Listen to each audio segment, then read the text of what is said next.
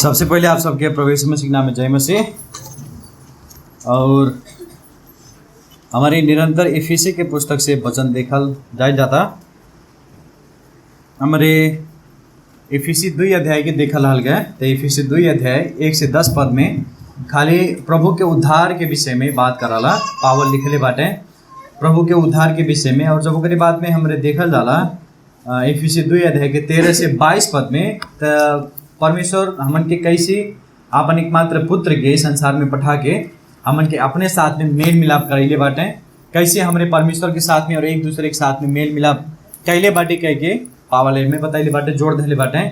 और ये जवन एफीसी 2 अध्याय के 13 से लेके 22 पद के खंड बा एक हम 3 भाग में विभाजन कैले बाटी। और पिछले हफ्ता हम बतैले रहली, ऐसे पहले के गए के हफ्ता में हम 2 वचन बतावल बाटी मेल मिलाप के विषय में कि 2 अध्याय के 11 से 12 पद में हमन के परमेश्वर में मेल मिलाप भइले से पहले का अवस्था कैसन रहे वो के स्मरण के याद के हम बतैले रहली।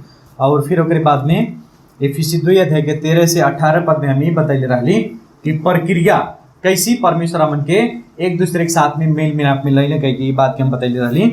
और ओकरे बाद में आज जौन हमरे देखे जाता एफीसी 2 अध्याय के 19 से लेके 22 पद में अब मेल मिलाप भइल विश्वासी जवन चर्च होले वो चर्च के पहचान का हो।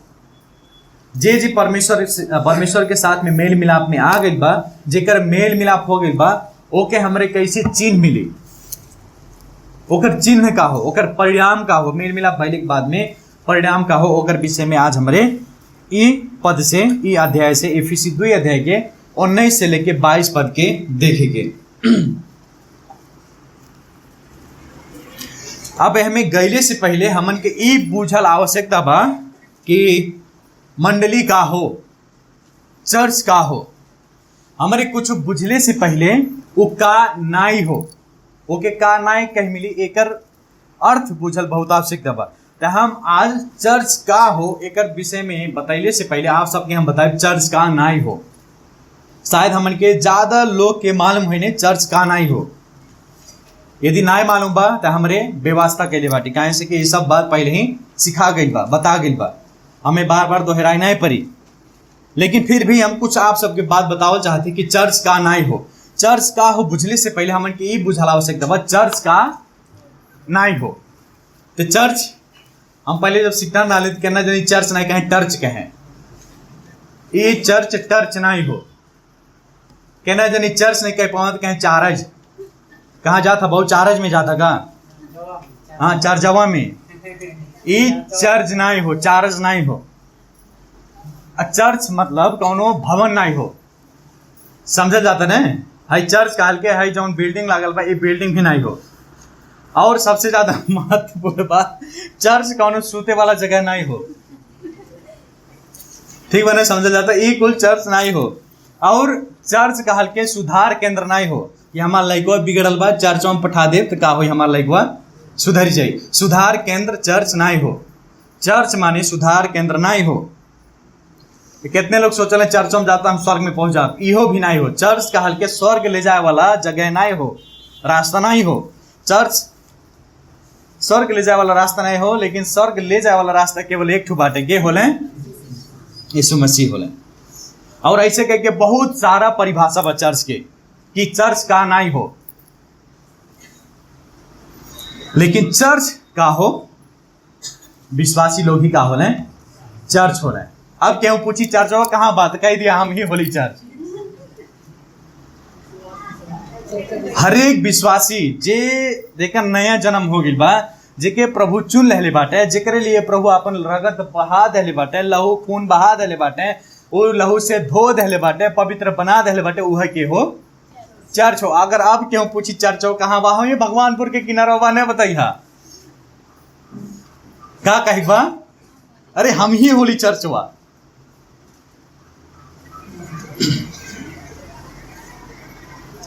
एक स्पष्ट रूप से जब हमरे गलाती के पुस्तक देखा जाला, जब प्रेरित के पुस्तक देखा जाला, जब पावल सतावल हैं गलाती 1 अध्याय के 13 पद में लिखले बाटे कि परमेश्वर के मंडली के हम भयानक रूप से सतैले बाटी। का कहा थे पावल कि हम है जौन भवनवा रहे ओके जाके हम मारत रहली, ये बात नहीं कहते हैं कि हम जाके गोली से, बंदूक से, तोप से उड़ावत रहे, ये बात नहीं कहते हैं। लेकिन पावल कहते हैं हम परमेश्वर के मंडली के बहुत भयंकर तरीका से सतावत रहे। कहल कि के सतावत रहे? विश्वासीन के। हाई बिल्डिंग के जाके वहाँ ऐसा मुक्का नहीं मारत रहे, लेकिन चर्च कहल के विश्वासी लोग के, जे भी प्रभु के चुनल जन हो, उन्हें की का करत रहे? पावल सतावत रहे। लेकिन आज ज्यादा लोग इस चर्च कहल के मतलब से अनजान बाटे, अनजान भर नहीं बाटे, लेकिन विश्वासी बोले नाचे केना लोग व्यवस्था कर ले। अब पूछ ले तो कहीं एड्रेस का हो यहाँ के रोहिणी 7 टीकर हो हमन के चर्च वहीं बा। केहू पूछी चर्च का हो कहाँ बा, कह दिया भवन हो बा, चर्च हम होली हे बा चर्च।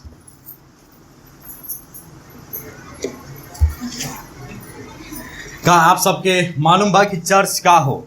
जवन मेल मिलाप हो गए बा चर्च, उस चर्च के अवस्था कैसन रहा? जवन विश्वासी परमेश्वर में आ गए बाटे, जवन विश्वासी परमेश्वर में मेल मिलाप हो गए बाटे, ओकर चिन्ह का हो? आप सबके मालूम नहीं हुई तो आज के वचन आप सबके लिए बा। हमारे साथ में निकाल जा एफिसी 2 अध्याय के 19 से 22 पद। एफिसी 2 अध्याय में लिखत बाटे पावल 19 पद में, हम नेपाली में पढ़ा थी। यसरी अब तिमीहरू विदेशी र प्रवासी होइनौ। कहा थे तहन वचन विदेशी नहीं होला, लेकिन तर संतहरूसँग, संत लोग के साथ में तहन वचन संगी नागरिक र परमेश्वर का परिवार का सदस्यहरू भएका छौ। कहा थे संत लोग के साथ में नागरिक भइल बाटा और परमेश्वर के परिवार के का भइल बाटा? सदस्य भइल बाटा। फिर 20 पद में बतावत हैं ई परिवार कैसी निर्माण भइल बा, ई परिवार कैसी बनल बा। 20 पद में पावल बतावत है त्यो घराना हाई घर चर्च विश्वासी लोग प्रेरितहरू र आगमवक्ताहरूको जगमाथि बसालेर निर्माण भएको छ, पावल बतावत हैं। और सबसे महत्वपूर्ण बात यहाँ देखा जा, र ख्रिस्ट येशू आफै चाहिँ मुख्य कुनै ढुङ्गो हुनुहुन्छ। 21 पद में उहाँमा के में प्रभु येशू मसीह में पूरे घर, सब घर बढ़ियन से ठीक सँग एकै साथ जोडिएर प्रभुमा एउटै पवित्र मन्दिर हुनलाई बढ्दै जान्छ। चर्च बढ़े वाला चीज हो, घटे वाला चीज नहीं, लेकिन बढ़े वाला। 22 पद में बतावत हैं अनि पवित्र आत्मा में, और पवित्र आत्मा में परमेश्वर के वास स्थान हुए के लिए तहन पचन भी उनमें एक साथ निर्माण होत जात बाटा। वर्तमान काल के बात करत हैं पावल, निरंतर बढ़त जात बाटा पावल कहत हैं। तो ई खंड के मूल सार जौन बा, मुख्य विषय यह बा कि मेल मिलाप भइल परमेश्वर के मंडली, मेल मिलाप में आयल परमेश्वर के मंडली। हम काहे कहा थे मेल मिलाप में भइल परमेश्वर के मंडली? पद 19 में जब हमरे देखे कि कहा थे ऐसरी अबा, ये जौन शब्द बा ऐसरी अबा, एकर मतलब का कहते पावल निष्कर्ष बतात बाटे कि पहले तो वचन कैसन रहला, मेल मिलाप भइले से पहले कैसन रहला, और प्रक्रिया मेल मिलाप में कैसी आइला। तब मेल मिलाप में आइले के बाद में कहा थे निष्कर्ष, सब कुछ के निष्कर्ष देते हैं। अब तो वचन विश्वासी होला, अब तो वचन चर्च होला।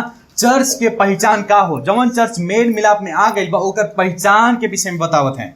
यही नाते हम मूल सार धैले बाटी मेल मिलाप में आयल परमेश्वर के मंडली चर्च। और चर्च हम काहे कहली, काहे से कि ये पावल के लिखले बाटे इफिसस के अन्य जाति लोग के, यहूदी लोग के लिए ना लिखले, लेकिन अन्य जाति के लिए लिखले बाटे, जवन की पूरा सब कुछ से का रहले, परमेश्वर से अलग रहले, यहूदी से भी अलग रहले, समाज से भी अलग रहले। लेकिन अब वह सब अन्य जाति और विभिन्न जाति के लोग के परमेश्वर का कहले बाटे एक के बना देले बाटे, एक बना देले बाटे, एक शरीर बना देले बाटे, अपन शरीर बना देले। यही नाते हम कहा थी मेल मिलाप में आयल परमेश्वर के मंडली, परमेश्वर के चर्च। कैसी हमरे जान पाएंगे कि सचमुच में ये मंडली के परमेश्वर में मेल मिलाप हो गई बा? कैसे हमरे चिन्ह पाएंगे कि विश्वासी के सही में मेल मिलाप हो गई बा? 2 चिन्ह देत बाटे पावल।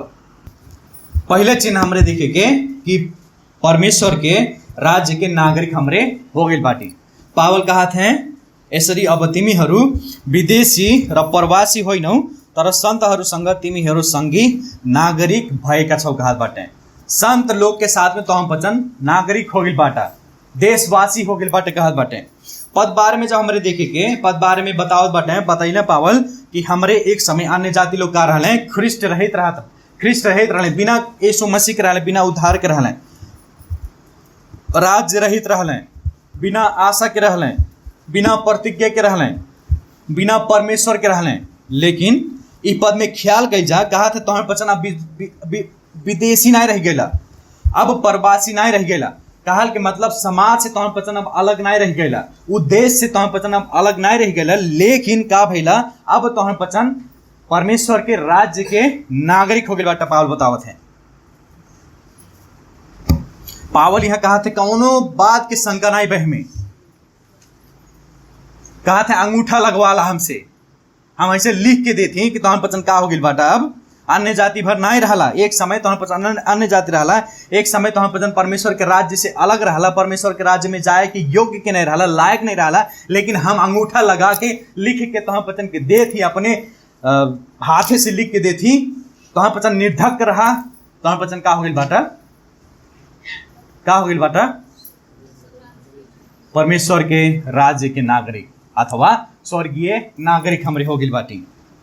एक समय अन्य जाति लोग का रहले, जौन भी आशीष आयक रहे, जौन भी आशीष परमेश्वर दिहे वाला रहले, वो सब आशीष से हर एक हक अधिकार के एक नेपाली भेल नाते हमन के देश में सब कुछ हक अधिकार बा करे के कानूनी रूप से। लेकिन जौन अन्य जाति रहले सब कुछ हक अधिकार नियम कानून जितना भी आशीष रहे सब चीज से उका रहले, पराए रहले, लम्बे रहले। लेकिन ख्याल कह जा वाक्यांश कहत बाटे, लेकिन अब तो हम वचन का भइल बाटे, संत और संगी नागरिक भएका छौ। अब चर्च का हो गइल बा, परमेश्वर के राज्य के नागरिक हो गइल बा। केकरे साथ में कहा थे, संत लोग के साथ में तू सब का हो गइल बाटे, जे अन्य जाति रहे अब परमेश्वर के नागरिक हो गइल बाटे। हमन के पास में बहुत किस्म के वीजा बा संसार में, जब हमरे वीजा लगाए जाला, केहू घूमे के लिए वीजा लगावला, केहू काम करे के लिए वीजा लगावला, केहू पढ़े के लिए वीजा लगावला। हालांकि ये सब वीजा जितना बा कितना समय के लिए बा, बहुत कम समय के लिए, बहुत थोड़े समय के लिए। लेकिन पावल यहाँ बतावल बाटे, परमेश्वर यहाँ कहत बाटे, अब तो हम वचन सेकेंड क्लास थर्ड क्लास के नागरिक नहीं होला, लेकिन संत लोग के साथ में, संत के मतलब का हो, पवित्र लोग के साथ में तो हम वचन भी उतने हक अधिकार तो हम वचन के भी हो गइल बा। पावल बतावत बाटे हमन के भी बराबर हिस्सेदार के हो गइल बाटे, हमन के भी बराबर हक अधिकार के हो गइल बाटे, जौन एक समय हमन के पास में नहीं रहे। फिलिपी 3 अध्याय के 20 पद में पावल बतैले बाटे, का बतावत है, तर हाम्रो नागरिकता स्वर्गमा छ, त्यहाँबाट आउनु हुने मुक्तिदाता अर्थात प्रभु यीशु ख्रिस्ट को प्रतीक्षा हामी गर्दछौं। स्वर्ग के नागरिक केवल के हो सकला, संत लोग ही हो सकेन। स्वर्ग के नागरिक खाली विश्वासी लोग ही हो सकेन। संत के अर्थ का हो, पवित्र जन। पवित्र जन मतलब जे कि केहू परमेश्वर का कहले बाटे, अलग कह देले बाटे, जे कि केहू अपने महिमा के लिए, अपने काम के लिए परमेश्वर अलग कह देले बाटे, उद्धार मुक्ति के लिए परमेश्वर अलग कह देले बाटे, वह लोग होले संत। और आज हमरे इस सत्यता बतावत है पावल कि हमरे उस सब संत के साथ में भी हमरे का भइल बाटी, स्वर्ग के नागरिक भइल बाटी, बराबर के हक अधिकारी के बाटी भइल बाटी। और प्रभु यीशु मसीह जब इस संसार में अइले तब देखले कि हमरे जब प्रभु यीशु मसीह परमेश्वर ऊपर से देखले, तो जब हमारे बलिदान चढ़ावत रह गए, जब हमारे अपने काम के द्वारा स्वर्ग में पुगे चाहत रह गए, उही समय में परमेश्वर कहले ये सब जाए के योग्य के नहीं बाटे। का कहले, प्रभु यीशु मसीह संसार में चली अइले और हमन के अपने लहू के द्वारा का कहले, धो दहले, हमन के प्रमाणित कहले कि अब ई व्यक्ति जे केहू विश्वास करता प्रभु में, अब इस स्वर्ग जाए के लिए तैयार बा। एक ही कौनो भी पासपोर्ट वीजा का आवश्यकता नहीं बा। हमन के पासपोर्ट, हमन के वीजा के बन गए प्रभु यीशु मसीह, उनके लहू, उनके खून ही हमन के स्वर्ग ले जाए वाला एक ठो छाप बन गए। और वह छाप में हमरे काबिल बाटी छपाइल बाटी, वह छाप हमन के ऊपर लागल बा। बिहान जब हमारे ऊपर जाएके, स्वर्ग में जाएके, परमेश्वर से देखी, का देखी हमन में प्रभु यीशु मसीह के देखी, हमन के काम के नहीं देखी, हमन के भिखमंगा, हमन के योग्य के नहीं बाटी। हो सकला इसे स्वर्गदूत कहे हाई भिखमंग में है कहीं आइल बा, तब उस समय प्रभु कहीं हमरे चलते आइल बा, हम अकेला आइल बाटी, हमारे पे ऊपर विश्वास कैले बा।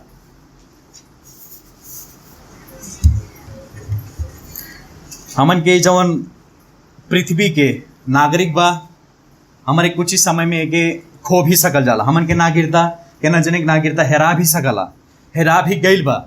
लेकिन जौन नागरिकता प्रभु यीशु मसीह हमें देत बाटे परमेश्वर दहले बाटे, ई नागरिकता कब्बो नहीं खत्म होई, कब्बो नहीं अंत्य होई। ई नागरिकता, ई नागरिक हमन के हमेशा हमेशा के लिए पावल बतावत बाटे कि हमन के हमेशा हमेशा के लिए नागरिक हो गइल गए। यह बात के पावल बतावत है यहाँ,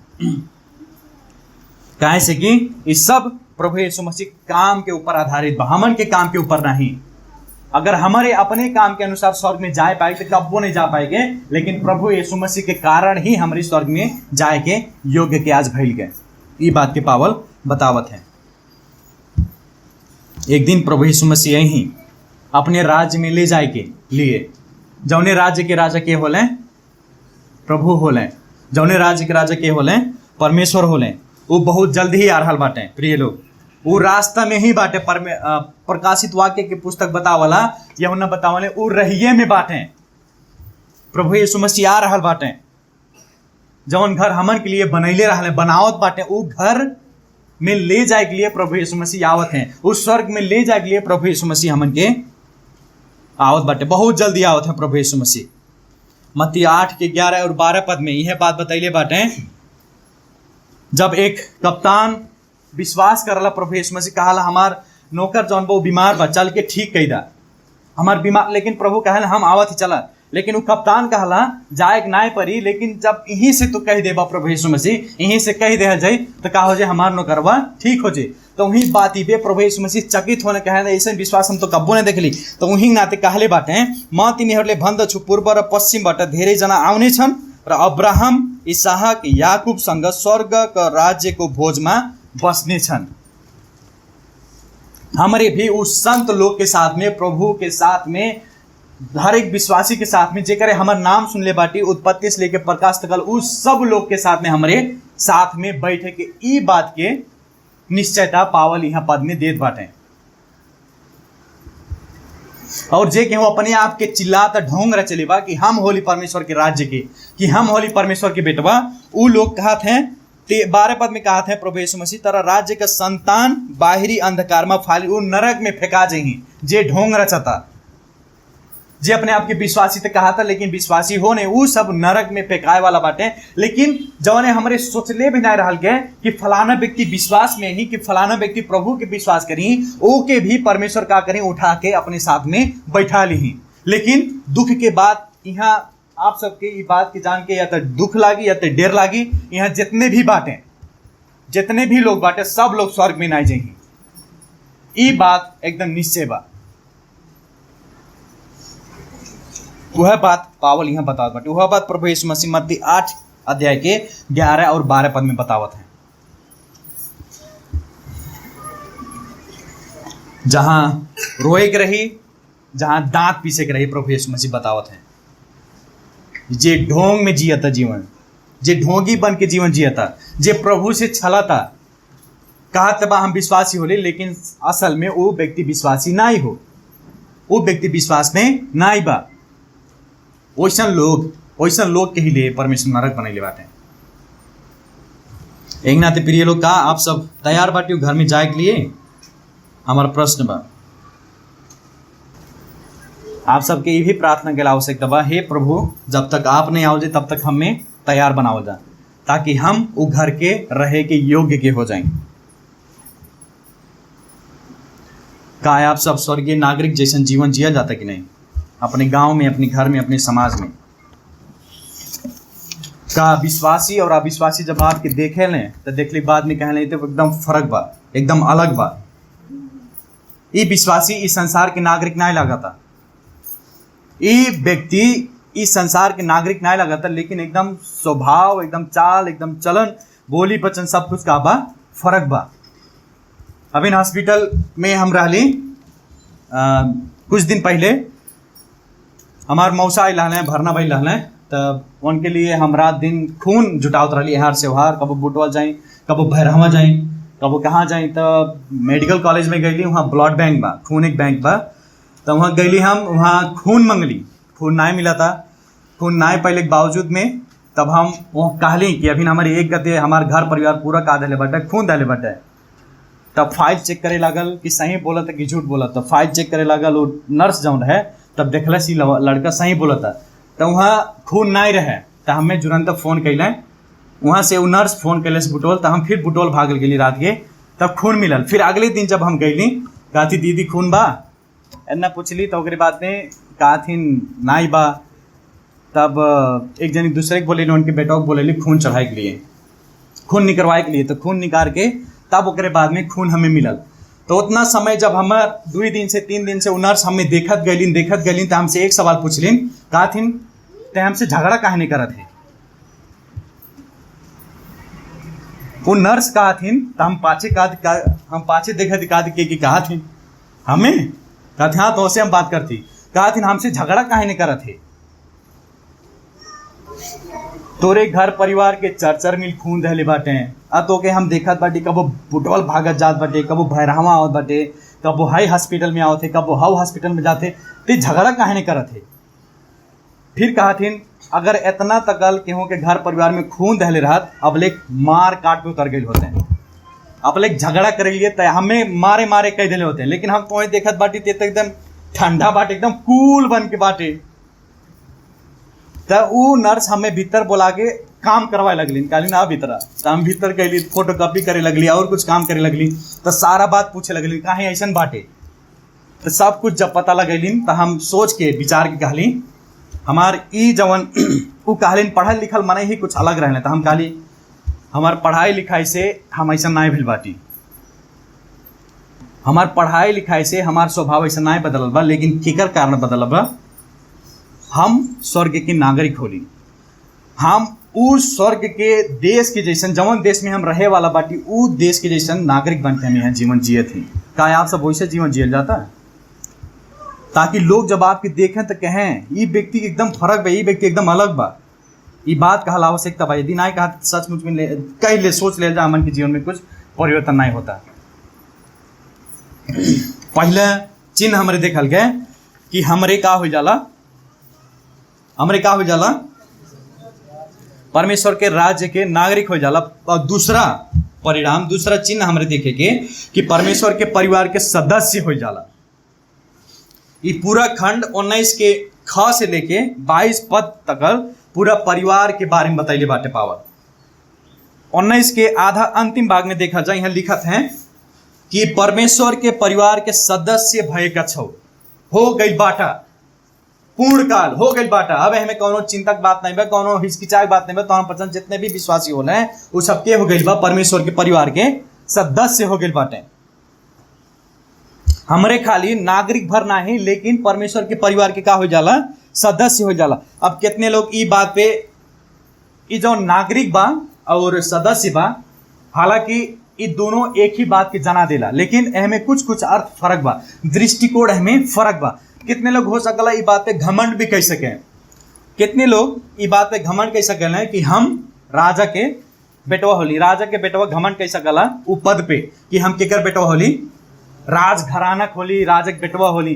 केहू ई घमंड कह सकला कि हम डॉक्टर के बेटवा होली। केहू ई घमंड कह सकला कि हम इंजीनियर के परिवार से आयल बाटी। केहू ई घमंड कह सकला कि हम बहुत बड़ा घराना से, बहुत उच्च पद से, बहुत उच्च जाति से हम आयल बाटी। लेकिन सोचल जा, एक क्षण रुकल जा, अपन ही दिमाग के मोड़ल जा और ई बात की सोचल जा कि ई कुल पद से भी बड़ा पद कौन बा, परमेश्वर के परिवार के सदस्य, परमेश्वर के बेटा बेटी हमरे हो गई बाटी। जे इस संसार सृष्टि कैले, जे हमें और आपके बनैले, उनके परिवार के हमरे का हो गई बाटी, सदस्य हो गए बाटी, उनके बेटा बेटी हो गई बाटी, उनके भाई बहन हमरे हो गई बाटी। कितना घमंड करे चाहे हमन के ई बात पे। और कारण केवल यीशु मसीह में विश्वास कैले के द्वारा। यूहन्ना 1 अध्याय के 12 पद में का बतैले बाटे, यूहन्ना काले बाटे जे केहू प्रभु यीशु मसीह के विश्वास कैले बा, ग्रहण कैले बा, उनके नाम पे वो का भइल बा, परमेश्वर के संतान होए के का पहले बा, अधिकार पा गइल बा। केवल विश्वास। नागरिक भइल नाते हमरे हो सकला राजा से कब्बो ने भेंट करे के मौका मिले। क्यों भेंट कैले बा, पुराना जमाना के जितने जनी बाबा लोग बाटे, क्यों राजा से भेंट कैले बा, क्यों ने कैले बा, लेकिन फोटो देख ले वही लेकिन राजा के बारे में सुनले हुई, लेकिन जब सदस्य कहा जाए, जब हमारे कहे कि हम उ राजा के बेटवा और बिटिया होली तेकर मतलब का हो? अरे वो तो हमारे पापा होले। वो राजा के जौन बात करा था वो तो उनके परिवार के हम होली। कौन राजा? परमेश्वर राजा होले और उनके परिवार के हम होले। हमसे पूछा ना परमेश्वर के बारे में।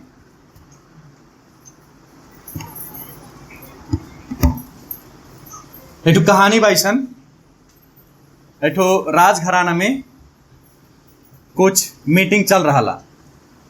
राजा अपने सिंहासन में बैठल रहे। राजा सिंहासन में बैठल जब रहे तो उनके संगी साथी अधिकारी लोग जितने भी रहे सब, आप सब देखल गए हो कैसी बैठल हैं। सब एक किनारे से बैठल रहे और राजा जौन बाटे अपने सिंहासन पे बैठल रहे। तो मीटिंग चलत रहा तो दरवाजा जौन रहा, दरवाजा पे एक बहुत बड़ा आवाज आवाला, वहाँ पे मारे के आवाज आवाला। तो सब जनी के ध्यान वहां चल जाला। तो गैले के बाद में एक छोट के लड़का आवाला। छोट के लड़का जब आवाला वो कोठा में प्रवेश कर दिला। प्रवेश कैली बाद में वहाँ केहू रहाला, कहल हे लड़का, हे बाबू, तो नहीं जानत ही है का होता, बाहरी जो यहाँ डिस्टर्ब होता, हल्ला नहीं करे आओ। तब वो लड़का का कहला, आप सबके मालूम बा, वो लड़का कहला ये हो सकले आपके लिए राजा हो सकले, लेकिन वो हमार बाप होले, वो हमार पिता होले। हमारे भी परमेश्वर तक जाए के लिए पूरा प्रवेश हमन के का भइल बा, मिल गई बा। अब एक मतलब हम नहीं कहा थी कि हमन के पूरा हक अधिकार मिल गई बा, तो हक अधिकार के का गई दुरुपयोग कल जा। चर्च में आओ जा, लइकन के चाहे जहाँ छितर भीतर कई दे जा, केहूँ कागज खा के फेंकता, केहूँ हल्ला करता बचन के समय में, केहूँ है सामान हर करता। ई करे बात हम नहीं करे थे, लेकिन ये बताई चाहती कि परमेश्वर के परिवार के सदस्य भइल के मतलब हमारे पूरा निजी तरीका से, एकदम घनिष्ठ तरीका से हमारे परमेश्वर के जानल जाता, हमारे परमेश्वर के पहचानल जाता। हमारे पापा और अम्मा के सिवाय हमें नहीं लागत हो यहाँ जितने जनी आप सब विश्वासी बाटी, आप सब हमें ज़्यादा पहचानल जाला हो, जाना जाला हमें ज़्यादा पूरा तरीके से नहीं जाना जाला, लेकिन हमारा अम्मा और पापा हमें पूरा तरीके से जाने लगे से कि उनके के होली हम बेटवा होली, वो हमें पालन पोषण कैले बाटे। और यह बात पावल यह बताओ थे हमारे भी परमेश्वर के संतान हो गई बाटी। परमेश्वर हमन के पहले ही से जानत रहले। भजन संग्रह के पुस्तक में बतावल कि जब तोहरे महतारी के गर्भ में हम नाय बनैले रहली, ओसे पहले तोहार नकवा कनवा बुद्धि विचारवा सब हम जान का बोलबा। इतना गहरी तरीका से परमेश्वर हमन के चिन्ह है। और जब हमारे विश्वास में आओगे, जब परमेश्वर के साथ में मेल मिलाप हो गई है, हमारे भी परमेश्वर के चिन्ह वाला हो गई है। अब क्यों कहीं परमेश्वर के बारे में जान आला, अरे वो हमारे पिता होले, कहा अरे हमारे पापा होले हो, आवा हम तो बतावत ही उनके बारे में। ये बात नहीं करल आवश्यकता बा। और परिवार के सदस्य भले के नाते ही यूहन्ना अचम्मित होके कहला, यह पहला यूहन्ना 3 अध्याय के 1 पद में कि हेरा पिता ले हामीले कस्तो किसिम को कैसन किसिम के प्रेम परमेश्वर हमन से कैले। अचम्म होत बाटे, पावल चकित होत बाटे, कहा थे कैसन किस्म के प्रेम, कैसन कौन प्रेम कैले परमेश्वर हमन के कि हमन के परमेश्वर के संतान कहलावल जाला। और सचमुच में होइल जाला। कहा बाटे यूहन्ना चकित होते हैं ये प्रेम के कारण, चकित होते हैं कि हमारे परमेश्वर के पुत्र और पुत्री संतान बन गए। ये बात पे चकित होते हैं यूहन्ना। आप सबके भी चकित भइल आवश्यकता बा। आप सब सोचल जा हमार पिता, हमार स्वर्गीय पिता कौनो मामूली पिता ना होला, कौनो ईटा में रहे वाला पिता ना होला, कौनो घर में रहे वाला पिता ना होला, खाली सीमित भर ना बाटे, लेकिन हमार सृष्टिकर्ता होला, सब कुछ के अपने हाथ में रखे वाला वो हमार पिता होला।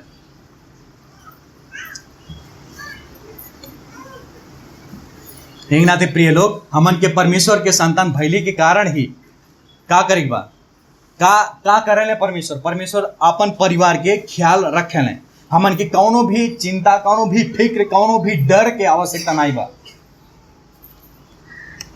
काहे से कि हमार पिता हमसे भी का बाटे मजबूत बाटे, हमार पिता हमसे भी ताकतवर बाटे, हमार पिता हमें उद्धार करे के योग्य के बाटे। हम चाहे जौन परेशानी से जाए, चाहे जौन दुख से जाए, लेकिन हमार पिता हमें का करिए बचा ली। जकरिया 2 अध्याय के 8 पद में कहले बाटे परमेश्वर कि जस ले भविष्यवक्ता के द्वारा बोलत बाटे परमेश्वर कि ना कि जसले तिनीहरूले छुन्छ कहत हैं कि जे तोहन पचन के यानी कि विश्वासी के जे छुई परमेश्वर कहत बाटे उनके आंख के हई अखिया छोले बाटे तोहन पचन। क्यों कहाला नहीं, अगर क्यों बाप के मारे आओ क्यों बेटो के मारे आओ तो छू के दिखावा, अगर ओके छू देला समझ लेला हमें छू देला। अगर आप सबके क्यों बिगाड़े चाहता, यदि आप सबके क्यों मारे खो जाता, यदि आप सबके ऊपर क्यों दुख कष्ट सतावट लायक हो जाता, समझ ले जा वो परमेश्वर के ऊपर। पावल की क्या कहले प्रभु जब दर्शन दहले, हे पावल तू हमें काहे सतावत बाटे, तू ना कहले काहे मंडली के, लेकिन कहा थे हमें काहे सतावत है। यह हो संतान भैले की निश्चयता। आज जे क्यों हमन के दुख देता, जे क्यों हमन के समस्या में लावता, जे क्यों हमन के ऊपर परेशानी लावता, वो समझ ले जा परमेश्वर के ऊपर परेशानी लावता। यही नाते हमन के प्रिय लोग कोनो भी चीज की चिंता करे की आवश्यकता नहीं बा, काहे से कि सब कुछ की चिंता करे वाला के होले हमन के परमेश्वर होले। परमेश्वर हमन के स्वर्गीय सुसमाचार के पुस्तक में बताइल बा, हमन के संसार के पिता जौन बाटे भूख लगले पे अपने बेटवन के क्यों खाना मांगे ते क्यों पत्थर दे, ओके क्यों सांप खाई दे। जब हमन के संसार के पिता इतना ख्याल रखे तो समझ ले जो स्वर्ग में जे रहा था, जे सब कुछ के बनाए वाला होले, जे हमार पिता के संसारिक पिता के जे हमें बनाए वाला हो, वो कितना ख्याल रखी। काहे चिंता में डूबल जाता, काहे अरे दादा हो मैया मैया, रात हो दिन चिंता, हाई नहीं होता हाउ नहीं होता, हाई परेशान दिमाग खराब ऐसा वैसा। प्रभु कहते हैं बस करा हम बाटी, बस करा हम बाटी, तोहार चिंता उठाए वाला, तोहार दुख उठाए वाला हम बाटी, बस करा।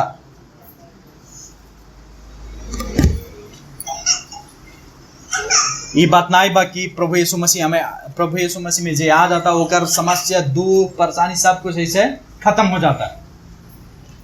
प्रभु यीशु मसीह कोनो सरफ ना होने के ऐसे रगड़ते का हो जाए मैलिए छूट जाए। ये जीवन दहले बाटे प्रभु, जीवन में दुख कष्ट परेशानी आई, एमे कोनो घबराए वाली बात नहीं बा। ये एक जीवन के का हो गई बा, पार्ट हो गई बा, हिस्सा हो गई बा। हमारे जीवन जियल जाता तो दुख आईबे करी, तो हमें कौन टेंशन बा, कौन चिंता के का आवश्यकता बा।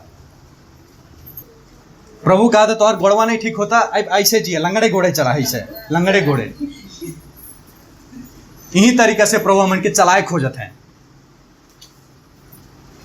यही हो प्रभु की इच्छा। सब कुछ परमेश्वर अपने स्वर्गीय स्थान से सिंहासन से का करले जुटावले। हमन के का चाही प्रभु के मालूम बा, का चीज के आवश्यकता बा प्रभु के मालूम बा, उनके सिवाय और केहू नहीं जान पाई। और सबसे बड़ा बात परमेश्वर हमन के आपन सदस्य परिवार के सदस्य बना दले बाटे। तब हमन के पास में भी एक परिवार बा, हई चर्च का होले एक परिवार होले। हमन के भलबे से खून के रिश्ता नहीं बा, हमन के भलबे से एक के महतारी के कोख से नाय जन्मल बाटी, लेकिन परमेश्वर के द्वारा हमन के काबिल बा जन्म भइल बा, उनके आत्मा के द्वारा हमरे जन्मल बाटी। यही नाते हमारे एक परिवार भइल बाटी। अब सबसे बड़ा जिम्मेवारी प्रभु ही देल बाटे कि हमारे भी एक दूसरे परिवार के का कइल जा, देख रेख कइल जा। एक दूसरे के परिवार जब दुख में बाटे, उनके भी कितने लोग ऐसा बाटे हम जाना थी, और हमन के मंडली में भी बाटे कितने लोग के परिवार नहीं बाटे, कितने लोग के पति नहीं बाटे, कितने लोग के बिटिया नहीं बाटे, कितने लोग के बेटवा नहीं बाटे, हो सकला मृत्यु हो गई बा। कितने लोग ऐसा बाटे जेके 500 जुटावल बहुत गार हो गई बा, बहुत दुख हो गई बा। वो सब सोचत हो कि हमहू भाई कपड़ा कैसे हम पहरी। लेकिन ये सब दुख में, ये सब दुख से जब वो सब गुजर रहे उतने समय में जब एक विश्वासी पास्टर और आप सब जब जाके उनके साथ में भेंट घाट कर जाए, उनके लिए फल फूल लेके जाए, उनके हाथ में कुछ 200-400 रुपये दे क्या हो जाए, क्या चाहे उनके दुख दर्द परेशानी हुई समय का हो जाए, दूर हो जाए। यही नाते है परमेश्वर का कहले बाटे, परमेश्वर है मंडली के ऐसे जुटाइले बाटे कि एक दूसरे के देख रेख भी कर सकें, एक दूसरे से वास्ता कर सकें, एक दूसरे से भेंट घाट कर सकें, एक दूसरे से प्रेम कर सकें। तब वो जौन दुखा सताई कि हमारे पास बहुत सोचे पड़ला पहले के लिए जब बाइक बेर उनसे फोन करके हाल चाल पूछ ले जे, ए बिटिया हे भैया बतैया कुछ आवश्यकता पड़ी हम बाटी तोहरे पीछे, तो देखा जाए कितना उत्साहित हुई व्यक्ति। ये कही जाता, ऐसा कही जाता। आप सबके एक तरीका बताओ थे। एक जगह पे एक गोलक्का दहीजा और ओमे जैसे जे सहायता के आवश्यकता बा, जेकरे पास में एकदम परेशानी से जूझ रहा बा, ओकरे लिए 5 रुपये 10 रुपये अपने लइकन के भी सिखाओ जा कि हमें पैसे डालल करा, हौ दीदी के लिए, हाई भैया के लिए। महीना में नहीं तो एक हफ्ता में ओके निकाल के 200 हो कि 400 हो कि 500 हो कि 1000 हो कि ओके जाके दे दिया जा।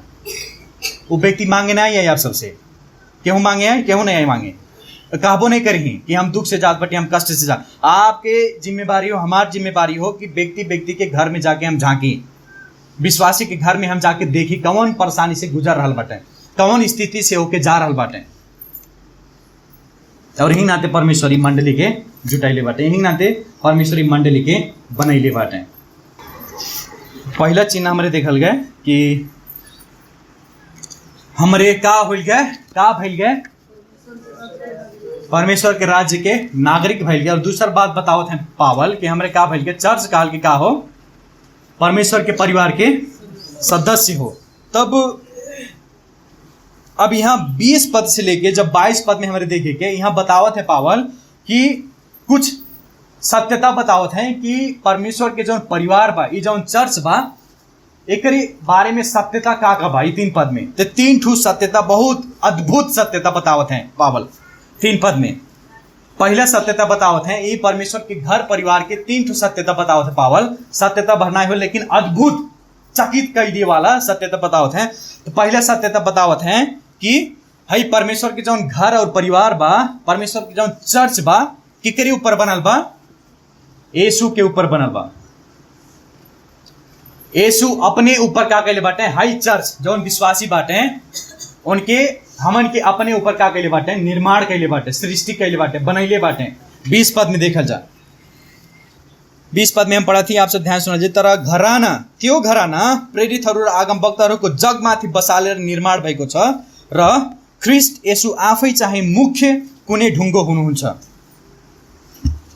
जब कहा था पावल कि प्रेरित और आगम वक्ता के जग के ऊपर ये घर के बनैले बाटे, पावल इनाय कहत बाटे कि प्रेरित लोग और आगम वक्ता के ऊपर ही चर्च बनैले बाटे, लेकिन उस सबके शिक्षा के ऊपर, उस सबके काम के ऊपर परमेश्वर का कहले बाटे, इस चर्च के जग निर्माण कहले बाटे। हम अब आप सबके समझावत ही, लेकिन उससे पहले समझल आवश्यकता बा कि कोने ढूंगा जौन कहल बा, हिंदी में का बा, कोने के पत्थर का होले, मसीह यीशु होले, स्वयं ही है। ये चर्च के जवन मजबूती बाटे, चर्च जेकरे ऊपर बनल बा उ के होले, प्रभु यीशु मसीह। एकर अर्थ का हो, एकर अर्थ समझले से पहले आप सबके हम इतिहास में ले जाए चाहती। आज से प्राचीन समय में का होता रहे, आज के जैसे है राउंड बीम बनाता, पहले बनला वो सब नहीं होता रहे राउंड बीम, लेकिन सबसे नीचे का रहे कोने कोने पे बड़ा बड़ा पत्थर धरात रहे। कल हम वापस बात करत रही और कुछ हम रिसर्च भी कैली ही इतिहास के, तो कोने कोने पे ठीक है, कोने पे का होता रहे बड़ा बड़ा पत्थर धरात रहे।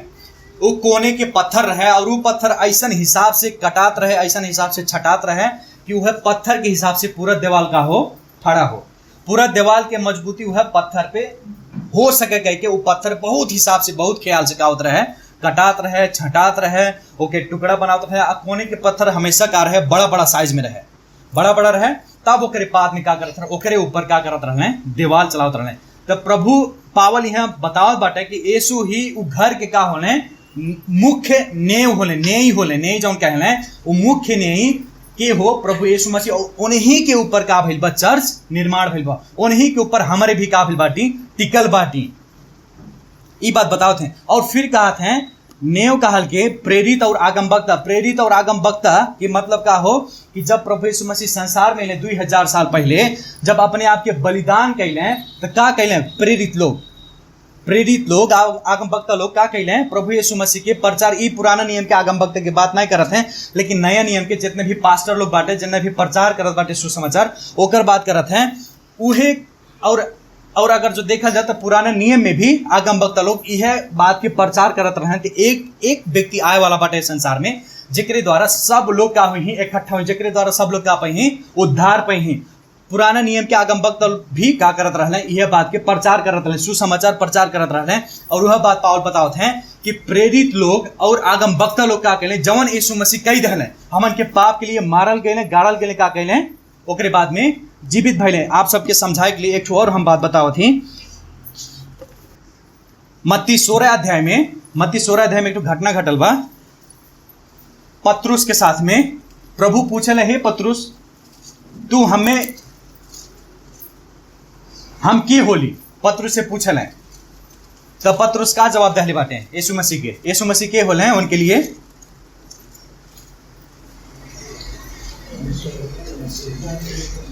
जीवित परमेश्वर के पुत्र यीशु ख्रिस्ट यीशु मसीह होला।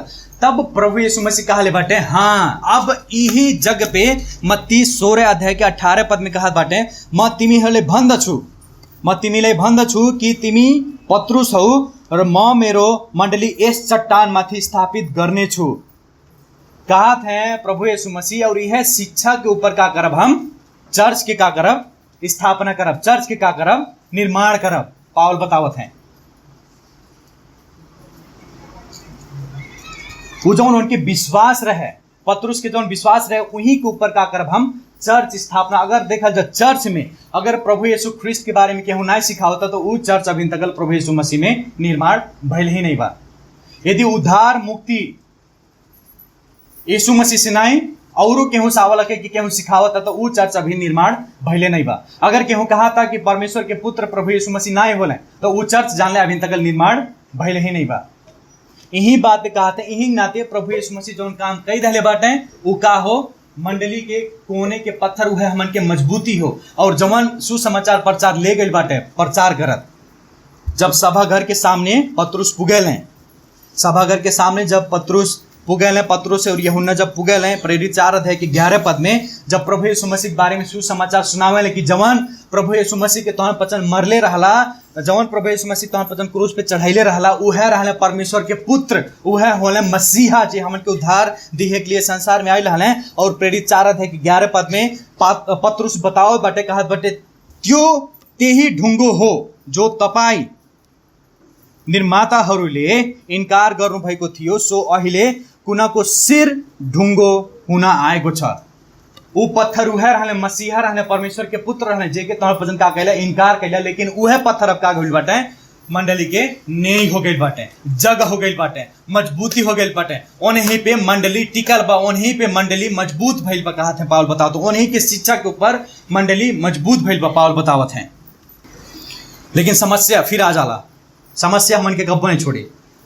समस्या ई बा आजकल ज्यादा चर्च में का सोचल है कि हम वाला शब्द वाला ज्यादा चर्च में पास्टर लोग सोचल है हम नहीं रहा तो चर्चवा नहीं चल पाए। विश्वासी लोग सोची ही हम एक दिन ना जब चर्च में देखा ना चर्चवा पर सब लथलिंग हो जाए, हमारे ही चलते चर्चवा बनल है। अब हम जब तक चर्चवा देखा टिकर के क्यों जाई, क्यों ऐसा नहीं कहला हमें मालूम बा। लेकिन एक उदाहरण देती, बाजा बजाए वाला कहीं हम अब बजवा नहीं बजाएं तो देखा हम बाटी बजाए वाला, हम अब बजवा नहीं बजाएं तो देखी क्यों बजा। वो सब का बात है। अगर केहू ऐसा सोच रखा था हम संचालन करे वाला होली तो आज नहीं जब दिखी के बना ले, हम भेटी उठाए वाला होली तो आज हम नहीं जब दिखी के भेटी उठा ले। अगर ऐसा केहू सोचता वो सब गलत बातें। काहे से कि चर्च बा पास्टर के ऊपर नहीं, बाजा बजाए वाला ऊपर नहीं, संचालक करे के ऊपर वाला नहीं, लेकिन के करे ऊपर वाला प्रभु यीशु मसीह के ऊपर। और यही बात पे विश्वास के बोले चाहिए। ई चर्च हिले वाला नहीं बा, ई चर्च डगमगाए वाला नहीं बा। बिहान के जब दुख आई, कष्ट आई, सतावट आई मंडली में, के रोकले रही? यीशु मसीह थाम के रखले रही। यीशु मसीह हमन के जुटैले रही, यीशु मसीह हमन के मजबूत बनैले रही। काहे से कि हमन के नेई के होले प्रभु यीशु मसीह होले।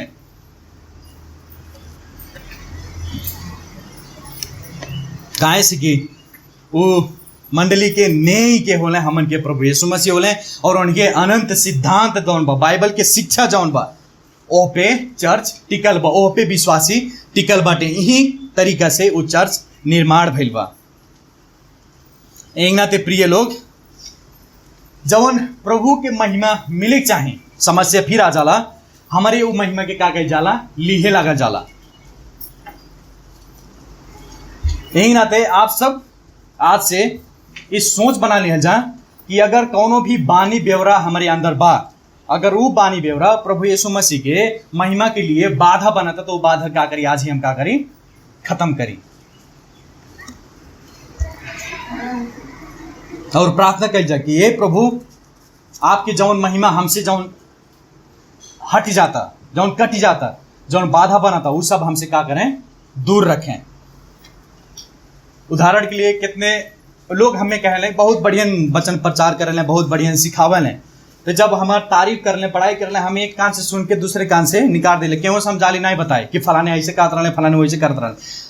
अगर हम वो बात की बताए, अगर वो बात के हम सिखाए, तो वो क्या होता, हमार घमंड के जरिया बनता। हम प्रभु के महिमा के क्या करत ही, चोरावत ही। क्यों बढ़िया खाना बनावता, आके तारीफ कह दहला, बहुत बढ़िया खाना बनावली दीदी, हे काकी बहुत बढ़िया खाना, हमारे जैसन के बना पावाला खाना। ई कहीं अगर केहू सिलाई करता, बहुत बढ़िया सिलाई कैले बाटा, एकदम चपक के बैठल बा, हमारी जैसन की बात टेलर दुनिया में, आज बजाओ बहुत बढ़िया बजे ले रहा, हम तो छोटे पर से ऐसे होली, हम छोटे पर से बजाओ बस सीख गए बाटी, ऐसा बजा दे कि हमारे जैसे क्यों नहीं, का कह जाता, हमारे प्रभु के महिमा का कह जाता, चुरावल जाता। क्यों संचालन करे वाला बाग संचालन कई दहला आज के दिन में, अब क्यों पीछे से तारीफ कई दहला, आज बहुत बढ़िया संचालन कैले रहा, तो कहीं जलवा हमारा, जलवा हमार जलवा बा,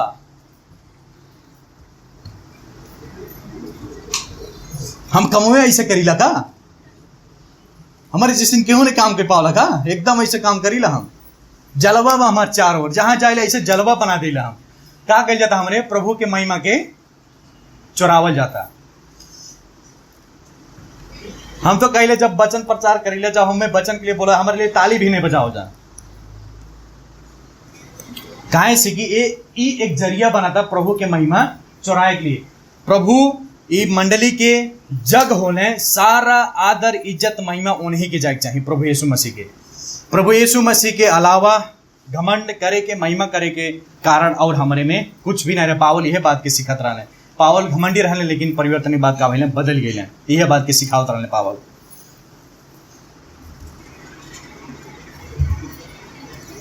यही नाते यदि आप सबसे सचमुच में प्रभु के महिमा चुराए वाला बनल जाता, तो कहा जा सीधा है प्रभु के महिमा हो, हम तो उनके काम करे वाला व्यक्ति होली, कि हम आपकी तारीफ करते, कि हम आपके बड़ाई करते, कह दिया जा प्रभु के महिमा, इसे प्रभु के महिमा मिले, बस बात खत्म। और दूसरा सत्यता हमारे देखे कि पहले सत्यता देखल गए कि परमेश्वर के परिवार कह पे बनल बा, प्रभु यीशु मसीह में निर्माण भइल बा। और दूसर हमारे देखे के कि पवित्र परमेश्वर के परिवार पवित्र मंदिर के रूप में वृद्धि हो जाता। परमेश्वर के परिवार पवित्र मंदिर के रूप में वृद्धि हो जाता। पद 21 में देखा जा, पद 21 में पावल लिखत बाटे, उहाँ में पूरे ठीक संग एक साथ जोड़िएर प्रभुमा एउटै पवित्र मंदिर हुनलाई बढ्दै जान्छ। उहाँ मतलब प्रभु यीशु मसीह में जोड़े वाला काम, वृद्धि करे वाला काम परमेश्वर के काम हो। जब हमारे देखे कि ठीक संग एक साथ जोड़िएर, ये अपने से नहीं होता, लेकिन केहू कराता, केहू जोड़ाता। अर्थ ऐसा देखा वाला व्याकरण के जब अध्ययन कर हमारे ई परमेश्वर के द्वारा काम हो रहा, परमेश्वर के द्वारा चर्च, परमेश्वर के परिवार वृद्धि हो जाता, वृद्धि हो जाता। ई बात के बतावत है पावर। ये जो जोड़िए बा शब्द, ये ऐसा अर्थ दिखा देला जब हमारे निर्माण घर निर्माण कर जाला, ये एक ऐसा अर्थ दिखा जाला क्योंकि काट के ओके छांट के ओकर जांच पड़ताल के तब जाके ओके दिवाली में लगाए, जैसे ईंटा हमरे लगावल जाला, मिस्त्री लोग लगावल हैं, बहुत ध्यान के साथ में, बहुत हिम्मत के साथ में, बहुत सुंदरता के साथ में ऐसा हो के काटे हो, ऐसा हो के छाटे हो कि ताकि देवलिया में जाके जुड़ा सके। जैसे हमारे ईंटा जुड़ा जाला, कहूँ आगे पीछे ना लगा तो सब बराबर से जुड़ा। यही तरीके से परमेश्वर भी विश्वास इनके का करें, काटल है, छाटल है, शुद्ध बनावले, पवित्र बनावले, तब जाके का करें चर्च में जोड़ल है, तब जाके कहले अब ई परमेश्वर के पवित्र मंदिर के लिए योग्य के बाद, तब जाके परमेश्वर कहले कटले के बाद में, छटले के बाद में बहुत होशियारी के साथ में हमन के बानी, हमन के बेवरा, हमन की सोच विचार दिन प्रतिदिन प्रभु का करत बाटे, परिवर्तन करते बाटे, शुद्ध करते बाटे, विवेक शुद्ध बनाते बाटे। ये बात के पावल बतावत हैं। और यहाँ जब कहत हैं बढ़ते जान छ, एक मतलब हो कि चर्च के पास में एक बहुत अद्भुत विशेषता बा। चर्च कहल के जीवित प्राणी हो, मरे वाला प्राणी नहीं हो लेकिन जीवित प्राणी हो। चर्च का हो बढ़ते जाए केहू रोक ना पाई चर्च वृद्धि में, केहू चर्च के रोक ना पाई। इतिहास में सतावट आयल, सतावट भी चर्च के ना रोक पाइल। इतिहास में राजा आयल, शासन आयल, कितने लोग परमेश्वर के सुसमाचार के रोके के ना खोजले, लेकिन का भइल बढ़ते गए। एक तो पास्टर बतैले बाटे परमेश्वर के सुसमाचार बाघ शेर जैसन हो, ओके पिजड़ा से खोला, शेर अपने आप का करी अटैक करी। सुसमाचार भी हुआ हो, शेर हो सुसमाचार, हमन के निकारल भर आवश्यकता बा। सुसमाचार एक एक जनी के अटैक के लाई, एक एक जनी पकड़ के लाई सुसमाचार, ऐसा शक्ति बा प्रभु के सुसमाचार। यहां बतावत है वृद्धि हो जाए, होते रही निरंतर। पावल कहत है कि परमेश्वर ही होले दिन प्रतिदिन विश्वासी के चर्च में जोड़त हैं, विश्वासीन के चर्च में लावत हैं, हमन में जोड़त हैं। पावल बतावत हैं जैसे कि प्रेरित के पुस्तक में जब जब सुसमाचार प्रचार कैले, कितने कितने लोग, 3000 लोग, 2000 लोग, 7000 लोग, 5,000 लोग का भैले चर्च में आइले, चर्च में सहभागी भैले। वैसे कह के आज भी हमन के चर्च में भी परमेश्वर काम कह रहा बाटे, करत बाटे कि नहीं करत हैं। हाँ, तो यही तरीके से परमेश्वर चर्च की वृद्धि करते जात बाटे। अभी वृद्धि या तो बाइबल अध्ययन से हो सकला, या तो प्रचार से हो सकला, या तो इनके बाइबल के शिक्षा से हो सकला। दिन प्रतिदिन अपनी शिक्षा के अनुसार, दिन प्रतिदिन अपने बाइबल के सत्यता के अनुसार हमन के विश्वासी लोग के परमेश्वर क्या करते हैं, पवित्र बनाते जात बटे, अपने एकमात्र पुत्र के स्वरूप में बदलते जात बटे। और ई निरंतर करते रहे परमेश्वर, ई बात की निरंतर करते रहे परमेश्वर। और यही नाते प्रिय लोग, आप सबसे हम एक बात बताओ चाहती है, यदि क्यों सोचा था कि हम अकेले होके बढ़ब प्रभु में, तो एकदम पूरा गलत रास्ते में चला था। अगर क्यों सोचा था हम अकेले काफी बाटी प्रभु में बढ़े के लिए, तो वो पूरा तरीके से गलत सोचा था। जब तक एक दूसरे विश्वासी हाथ नहीं पकड़ल जाए, जब तक एक दूसरे विश्वासी से सहायता नहीं मांगल जाए, तब तक हमरे प्रभु में कब्बो आगे नहीं बढ़ पाएंगे। यहाँ जो बात बताओ थे पावल, एकता की बात बताओ थे, हमारे एकता में जब तक ना रहेगी, जब तक एक दूसरे के हमारे दोस्त नहीं बनाए, साथी नहीं बनाए के हमारे पवित्रता के लिए हम अकेले ना बढ़ पाए। जब तक पास्टर से सलाह नहीं लिया जाए, जब तक बाइबल में पूछा जाए, पास्टर से फोन करके पूछा जाए कि ऐसे ऐसे हमारे जीवन में होता, हम बढ़े चाहती, हमारे पवित्रता में बाधा आता, हम कैसी बढ़ी, इस तरीका से अगर ना गया जाता तो समझ लिया हमारे कब्बो आगे नहीं बढ़ पाए, हमरे परमेश्वर के पवित्र मंदिर के रूप में आगे कब्बो नहीं बढ़ पाए। पावल बतावत हैं ये बात, एकता की बात बताओ थे पावल।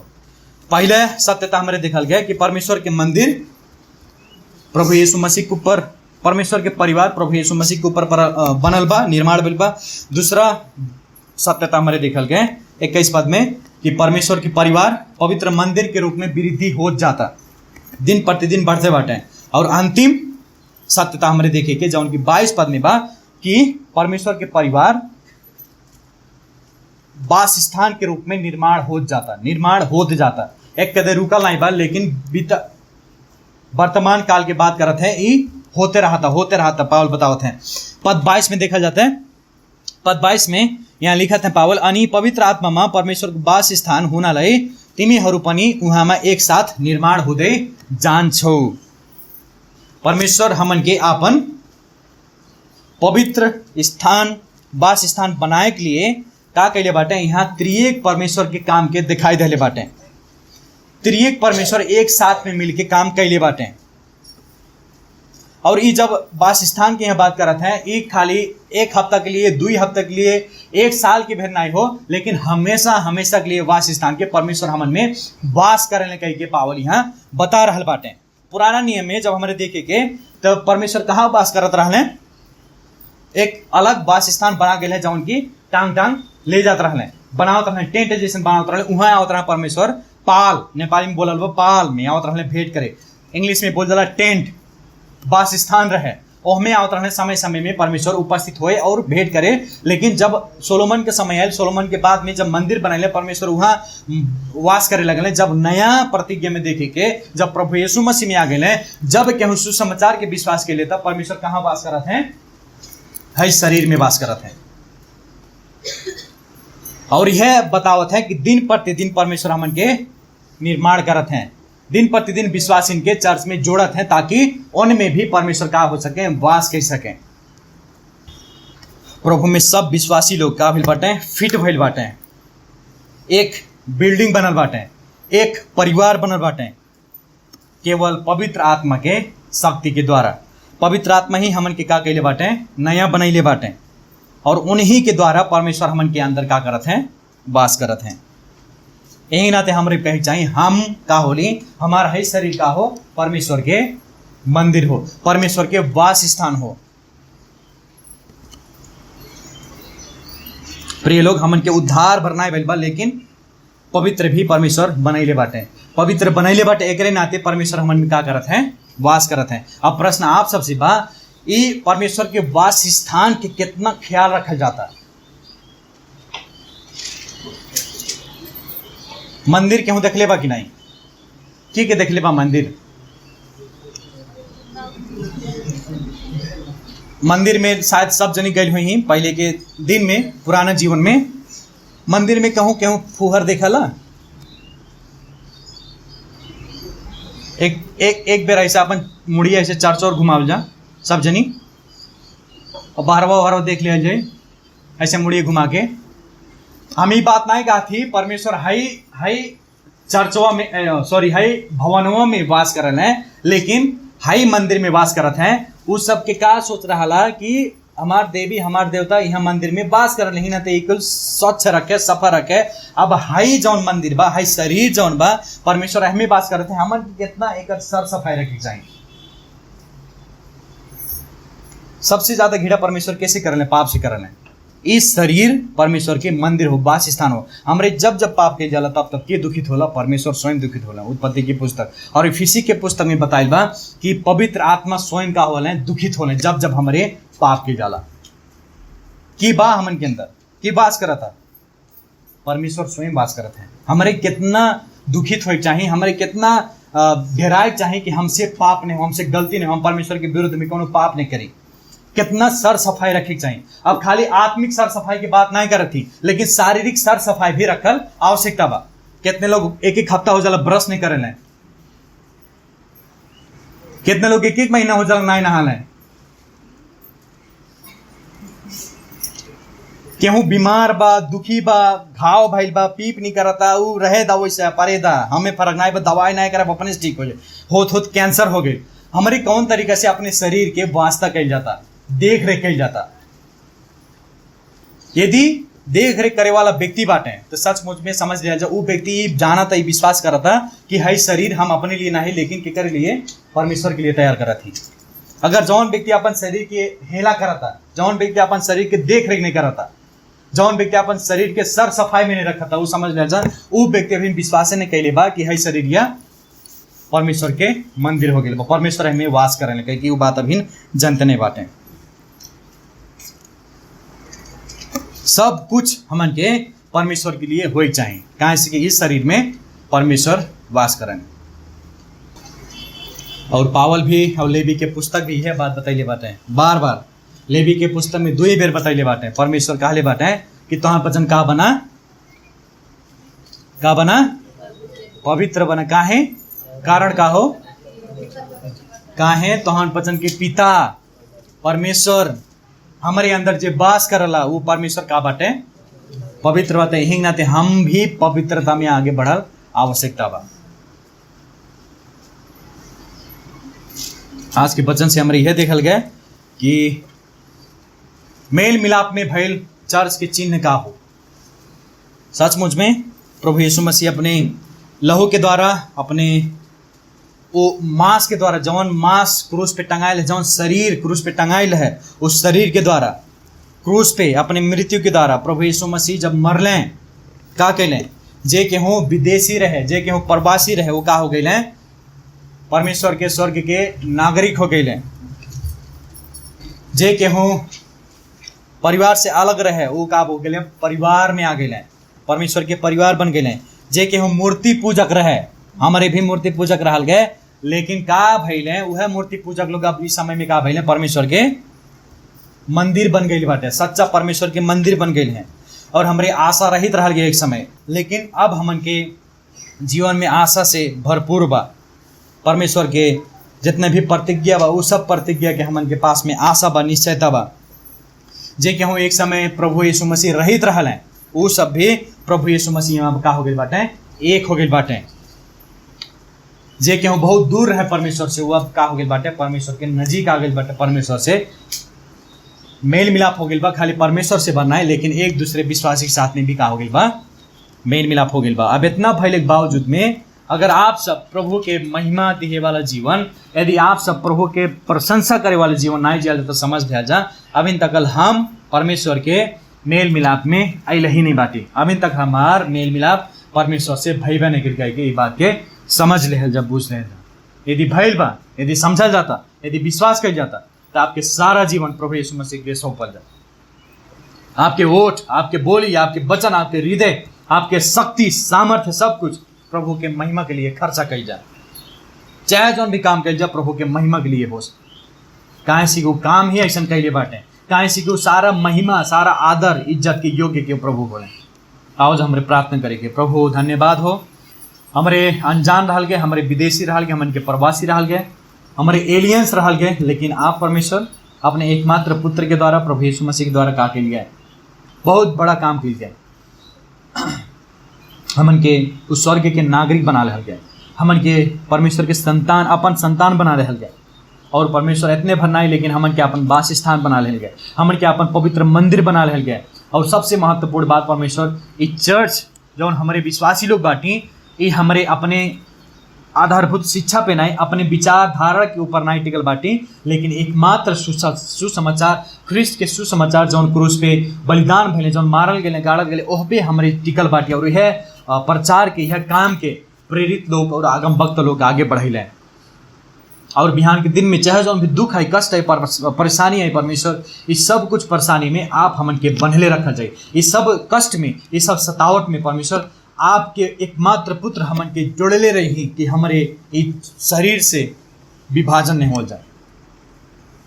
और आशा बा परमेश्वर दिन प्रतिदिन हमन के बनावल रखल जाए। ये विनती प्रार्थना हम आपके हाथ में रखते प्रभु। बाकी समय जितना भी हमारे जिए के संसार में हमारे मालिक बन के नहीं, लेकिन आपके दास बन के, आपके सेवक बन के जीवन के जी सकल जा प्रभु।